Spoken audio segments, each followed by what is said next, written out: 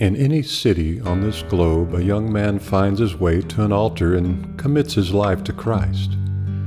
His salvation is indeed genuine. As time goes on, he begins to sense a deep desire to become God's servant and a servant to humanity. After a season of divinely directed circumstances, his course brings him to a wonderful Bible college. And after a few years, he graduates and is on his way to answer the cry of a lost and dying world. He is blessed with a beautiful helpmate. He works his way up the ministry ranks and in no time finds himself with his own pastorate. He takes on all of the challenges presented to him. He begins to feel isolated and insulated. He has no one to really talk to.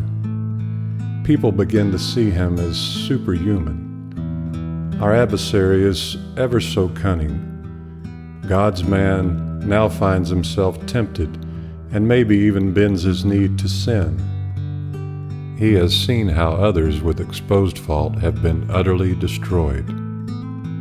Out of fear, he begins to cover his sin, and before he knows it, it is completely out of control.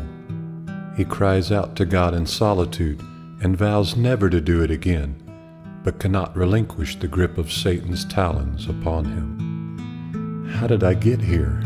He cries out. And how do I get out of this trap? A recent poll determined that nearly 40% of all ministers have had an extramarital affair. Are you one of the 40%?